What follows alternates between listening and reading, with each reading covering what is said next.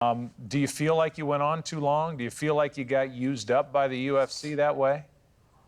I don't feel like I got used up by the UFC. I mean, if anything, it was me asking to go on and me asking to, Dana wanted, when I retired, Dana wanted me to, he wanted me to quit, and he was happy when I said I decided that I was going to quit. Because that really is in you. That's what we talked about earlier, in that you want to fight. Yeah, and the hard thing for me was it wasn't that I was getting beat up. Like, I didn't go out and I wasn't, the fights I was losing, I wasn't getting beat up. I was winning a fight and got caught.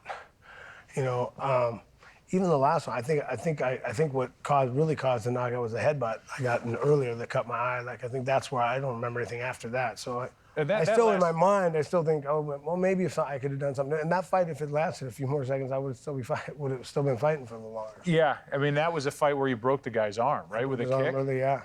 I got excited, was coming after him, and got caught. Is it okay if we watch the video of that? Yeah, it's fine. I mean, I don't want to piss you off. Believe me. I'm fine. I think it's harder on everybody else watching it than me. Well, let's take a look at that last fight. Huge kick. And pushing forward again. Franklin trying to catch him on the way in. Chuck slipped a little bit. Now Chuck with an elbow. Rich trying to get one. Oh, he's down. Franklin has done it. It is all over. Wow. Wow. Huge victory for Rich Franklin, and what I believe is the end of a career of a legend.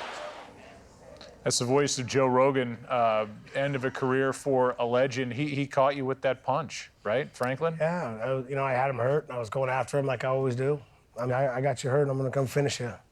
And he caught me, and it was, that's the end. You said it might be harder for others to watch that are close to you. I know your mom said that she'd watch every other fight on the card, but when it was yours, she'd kind of hide her eyes and ask her husband, is he winning? Is he losing? What's going on?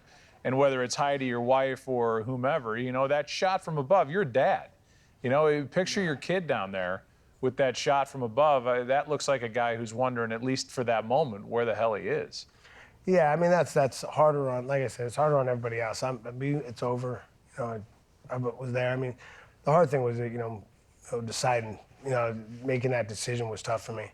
And I actually asked Dad, I made that decision in September. I think we announced it in December, late December, because I asked him I need a little time so I can at least talk at this thing, because I'm going to be pretty emotional about that. So, it's tough. It's like, taking you've been doing something for your whole life, basically.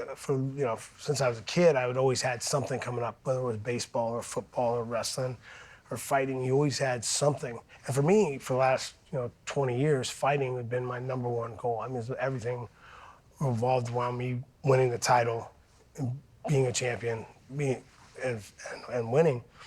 And now all of a sudden, there's kind of, that's gone, and it's a little different.